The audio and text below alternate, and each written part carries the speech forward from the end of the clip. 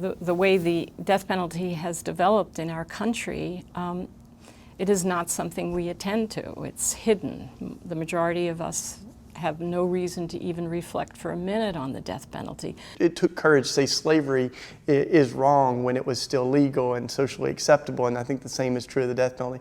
As a free society and a free people, as still a burgeoning democracy, we have the capacity to recognize, regardless of your faith tradition, regardless of your belief system, that life matters. And when we execute someone or we send someone to the death row, we are putting ourselves in the place of God. We are acting as God. I actually had a student walk in my office last week and said, okay, I get that we're against the death penalty as a church. But what about those really terrible crimes? When they happen, I get really emotional and then I want to put them to death. And I said, that's why we have to make the choice ahead of time and ground that choice in our values. And then we don't let our emotions take over. I mean, I never felt there was that much ambiguity in the Catholic position on the death penalty. I mean, I think the spirit of the law, the spirit of the, whether the Gospels or even the pronouncements of the popes from Pope John Paul II, and even before that was John the 23rd. There was a sense that we're going to have to address this. You know, Catholic Mobilizing is certainly not the only faith that's involved in the movement to end the death penalty. But I would say we're perhaps the most organized. Catholic Mobilizing Network, I believe, is the only national religious organization that is devoted exclusively to the end of the death penalty. Catholic Mobilizing Network is living out in a very vibrant way the pro-life social mission of the church. You know, if we're a church that is, you know, consistently pro-life across the board, we need to be raising up the death penalty as one of those most important issues.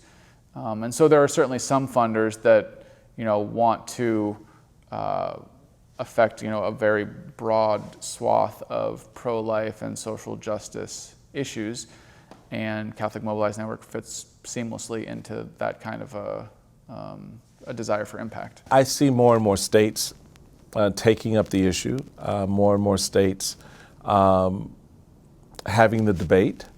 I think it's incredibly important timing for the Catholic Mobilizing Network to be in that space, to be the presenter and arbiter of facts and information, and to also bring into that discussion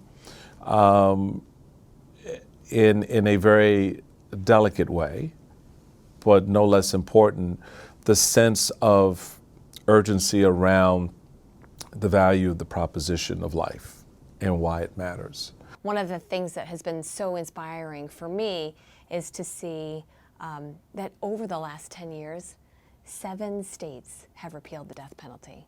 So in the course of all the mobilizing and all the Catholics who are calling their legislators and writing letters and calling for clemency for people who are on death row and, you know, voicing their opposition to the death penalty, that in that span of time, 10 years, we've been able to repeal 7 states.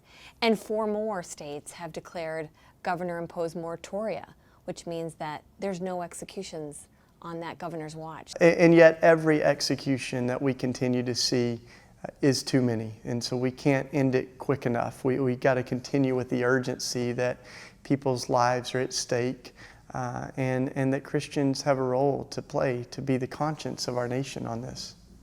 Well, people of goodwill, people of faith, and Catholics in particular, are often looking for leadership. They're looking for an explanation for their deeply held views, and Catholic Mobilizing lays it out very clearly. It's the dignity of each human being that's important, and that's why we want you to join us in ending the death penalty. So I think that, you know, that's part of the the genius in some ways of Catholic Mobilized Network, is that it can talk to diverse audiences. It's created a platform to be able to tell stories in such a way that do actually lead to hearts and minds. And then it has the expertise and the skill and the connections both within the church and within the broader anti-death penalty movement to actually make change at a policy level. And we haven't abolished the death penalty yet, but the distance that we have traveled on the road to abolition has been remarkable. As we continue to eliminate the use of the death penalty, that space needs to be filled with healing practices that also promote accountability and responsibility. Some forms of justice are asking, what did the person do wrong and what do they deserve as punishment? And I think God's justice and restorative justice is asking, what harm was done and how do we heal the wounds of that? How do we set things right again that were made wrong? And it leaves room for both the victims and the victimizers to be healed. There is no satisfaction in watching the perpetrator of the crime die. There isn't. The family still has to grieve through the process. They still have to recognize the loved one isn't there. They still have to come to grips with that. You just can't get angry. Because if you get real angry and you're vengeful and you're hateful, it only destroys you. When you start letting go of some of all this resentment and anger and this vengeance, you just start feeling a whole lot better. It doesn't take the hurt away. The pain will always be there. But you can do something. Execution cuts off an opportunity for healing, an opportunity for the person and the perpetrator to come together in a restorative way, a restorative justice kind of way, come together and be healed as either both perpetrator or victim. Right now in our prison population, people that are incarcerated, over 90% will be returning to our community. And when we have a system that dehumanizes people, and then we expect them to come back as whole, what we're doing is they come back as less. And so this is why we have such a high recidivism rate within our country. And so we need to restore, we need to invest in people and make them whole. And we need to invest on them in them before they go into prison. A multifaceted, multidisciplinary approach to crime, to harm, is what the restorative justice model invites.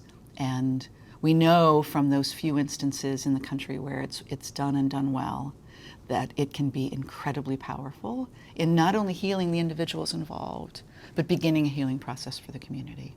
If you want a litmus test of God, then you look at the death penalty. I mean, what father would ever demand the death of their child because that father's sense of justice had been offended? Who? No father would do that. So the road to restorative justice is a road of compassion, which we have to learn. And we do that by direct experience. And here we come to Pope Francis. Maybe the greatest gift he's giving the church is calling us out of our buildings, calling us out of don't just teach the doctrines, the gospel of encounter. Go to the margins, go to where the people are, and they teach us.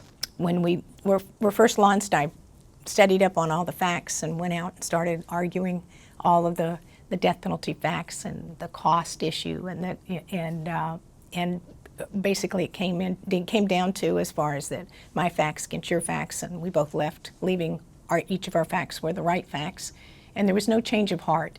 And so, but through stories and getting to know the persons and how people are affected, that's when the hearts are changed and minds are changed. And that's been our course, to take the moral high road and to bring that moral component to the national discussion. A huge part of the Catholic Mobilizing staff are young, energized, mightily faithful, unspoiledly hopeful people who want to be part of this movement and do what they can because they know the death penalty is wrong. Well, I will say it's wonderful when donors give feedback to the organization, because then, it's a great opportunity for the organization to grow and to learn a little bit more about, like, well, what is it that we're doing that excites you so much? There's no doubt in my mind that God has put people in the path of Catholic Mobilizing Network to make it strong, to make it grow, to make our work meaningful and significant and impactful. It's the individuals, it's their resources, it's their time, it's their talent, it's their connections, it's their deep faith that they tap into. It's a wellspring for the organization. If you're not part of Catholic Mobilizing Network, we need you. But I'd like to think that beneath all of the metrics and the numbers and the analysis is a genuine, I'll use the term, spiritual growth. In other words, a realization of the value of life. CMN means everybody has dignity, even those who have caused great harm. Never underestimate a faith-based organization and its power to form people, educate them, and move them into action. I think in the next 10 years, we get to see the end of the death penalty and really boost what restorative justice is all about. That's the mission. Let's get it done.